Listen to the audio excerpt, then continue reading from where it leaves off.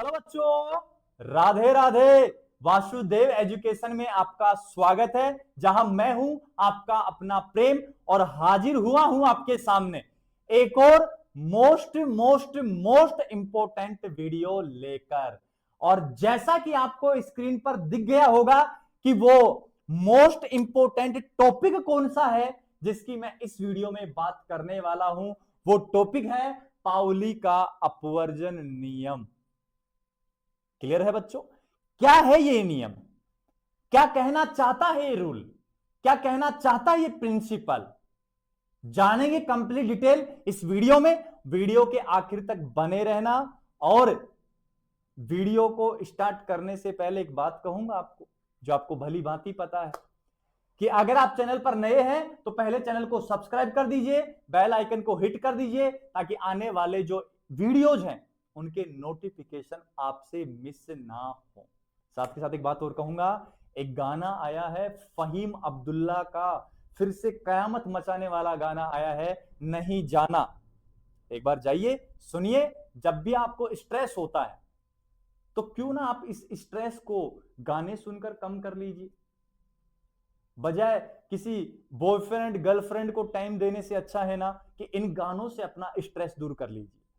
अगर ये भी शौक नहीं है तो क्यों ना आप थोड़ी देर बैठकर राधा नाम का मेडिटेशन कर लें, क्यों ना आप थोड़ी देर बैठकर नारायणाय नमो नमः, वासुदेवाय नमो नमः का मेडिटेशन कर लें। ये ऐसी स्किल है जो आपको बहुत ऊंचाइयों तक पहुंचा सकती है। आपको दे रहा हूं फ्री में, फ्री ऑफ कॉस्ट रेमेडी दे रहा हूं ये वाली। समझ रहे बात को? तो अब आ जाइए टॉपिक पे आते हैं, अपन टॉपिक को स्टार्ट करते हैं। क्या है पाउली का अपवर्जन नियम? देखिए, सबसे पहली बात क्या कहता है पाउली। अब ये पाउली कम और बाउली ज्यादा लगता है, लेकिन ये बाउली नहीं था, बहुत समझदार व्यक्ति था। इतना समझदार कि बहुत अच्छा काम किया इसने। और अच्छा काम क्या किया वो सुनो। इसने कहा एक कक्षक है। कक्षक कितना है? एक। और एक कक्षक में इसने कहा कि अधिकतम अधिकतम कितने इलेक्ट्रॉन? 2 इलेक्ट्रॉन भरे जा सकते हैं। ये बात इसने कही। एक कक्षक में अधिकतम 2 इलेक्ट्रॉन भरे जा सकते हैं। ठीक है सर, बिल्कुल ठीक है, मान लिए सर इसकी बात को। अब पाउली भाई साहब कह रहे हैं तो थोड़ा हमने मान लिया कि भाई साहब ने इतनी रिसर्च की होगी तो कुछ सोच समझ के की होगी। दूसरा पॉइंट क्या कहते हैं भाई साहब, वो सुनिए। अगर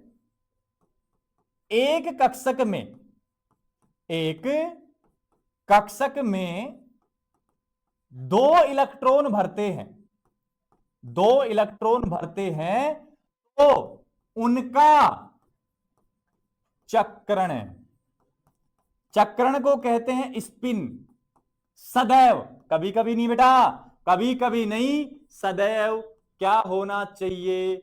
विपरीत होना चाहिए, विपरीत होना चाहिए।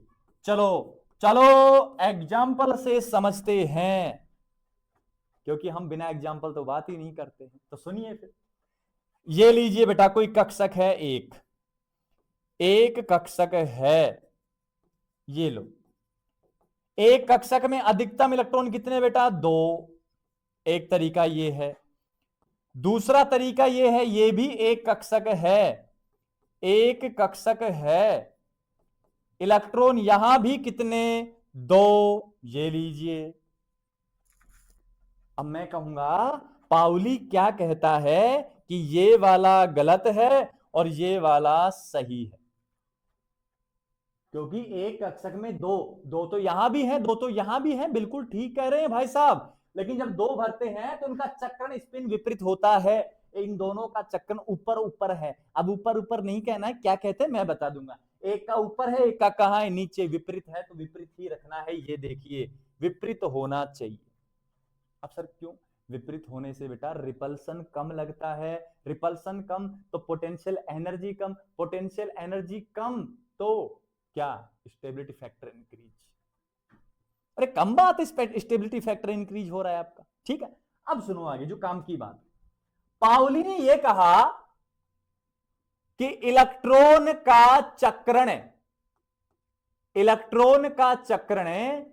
कितने प्रकार का होता है? दो प्रकार का होता है।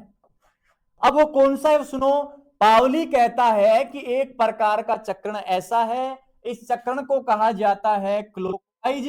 क्लॉकवाइज ना कह के मैं कह दूंगा दक्षिणावर्त कहते हैं इसको। क्या कहते हैं बेटा? दक्षिणावर्त कहते हैं। फिर पावली कहता है एक इसको कहते हैं एंटी क्लॉकवाइज, और इसको जाता है वामावर्त नाम दिया जाता है। क्लियर है बात? दो प्रकार चक्रण हो रहा है, एक क्लॉकवाइज और दूसरा एंटी क्लॉकवाइज। ठीक है सर, बिल्कुल समझ में आ रहा है सर, कोई आपत्ति नहीं है यहां तक। चले अब आगे। अब आगे चल के क्या करना है बेटा तुझे? आगे चल के क्या करना है वो समझ, अब काम की बात है। पाउली ने एक बात और कही। अब मैंने क्या कहा है वो सुनो। मैंने कहा है कि एक कक्षक में क्या देखने हैं? उपस्थित क्या देखने हैं? दोनों इलेक्ट्रॉन। और इन दोनों इलेक्ट्रॉन की देखनी है क्या बच्चों? चारों क्वांटम संख्या। चारों क्वांटम संख्या कौन कौन सी? मुख्य क्वांटम संख्या n, दिग्वंशी क्वांटम संख्या l, चुंबकीय क्वांटम संख्या m और चक्रण क्वांटम संख्या s कभी समान नहीं होती हैं। ये बात केवल मैंने कही है एक कक्षक में उपस्थित दोनों इलेक्ट्रॉन की, और ये बात सबसे बड़ी बात है पाउली भाई साहब की। भाऊ साहब भी कह दो, कोई दिक्कत नहीं।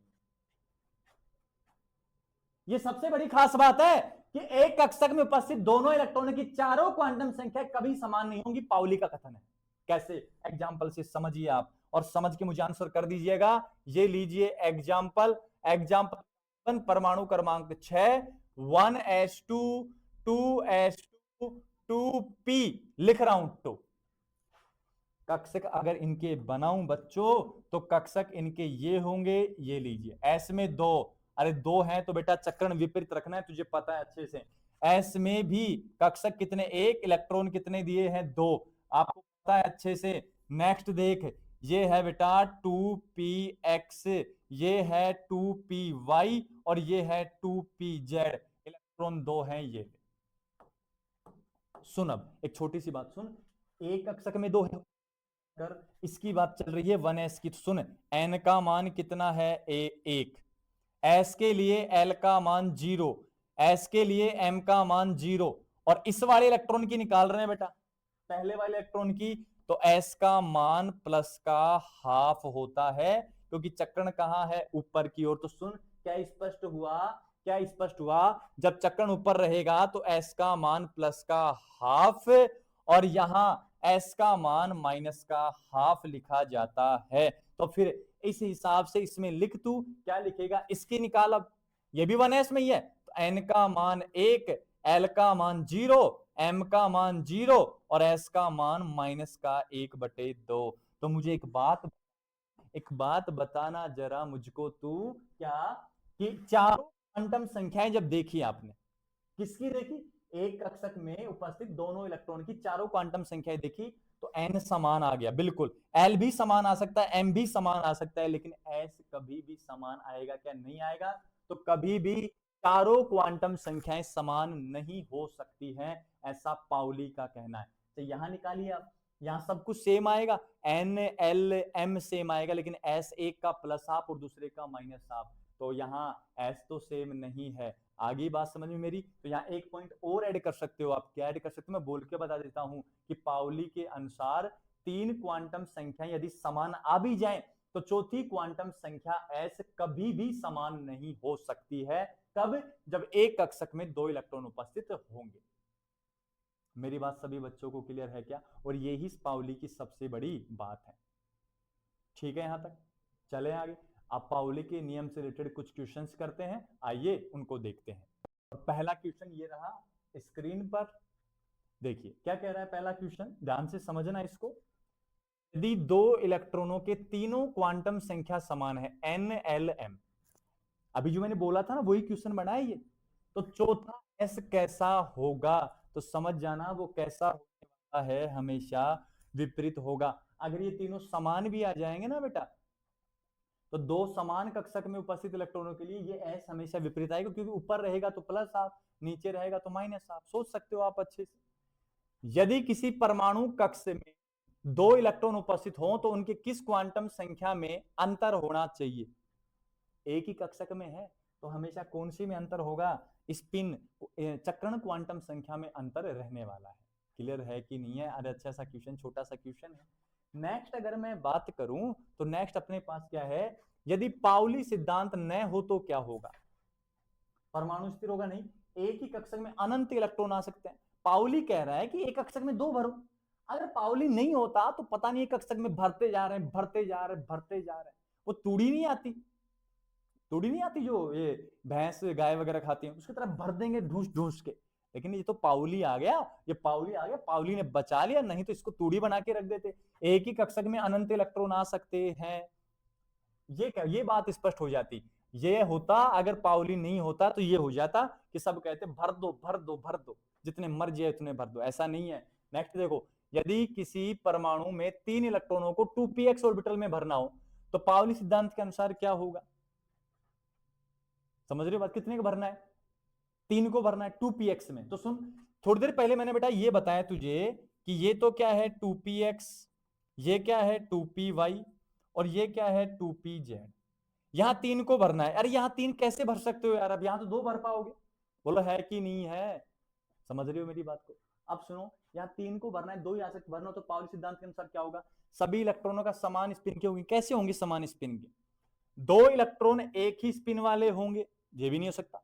2 इलेक्ट्रॉन विपरीत स्पिन वाले होंगे और तीसरा नहीं भर सकेगा। बिल्कुल सही बात है कि 2 इलेक्ट्रॉन विपरीत स्पिन वाले हैं, क्या विपरीत चक्र वाले हैं, और तीसरा कैसे भरा जाएगा? इसमें पॉसिबल ही नहीं है। तो ये पॉसिबल है भैया, ये पाउली के नियम के अनुसार ऐसा कहना चाह रहा है कि 2 इलेक्ट्रॉन विपरीत स्पिन में होंगे और तीसरा नहीं भर सकेंगे।